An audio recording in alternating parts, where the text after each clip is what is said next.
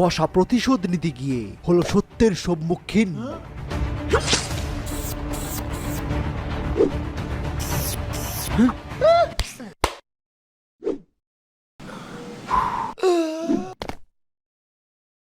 মা, ও এখনো কেন আসছে না?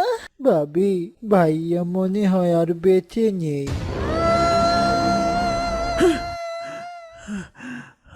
কান্না করবেন না ভাবি, আমি এখন থেকে আপনার সব চাহিদা পূরণ করব। তার আর দরকার নেই রে ছোট ভাই।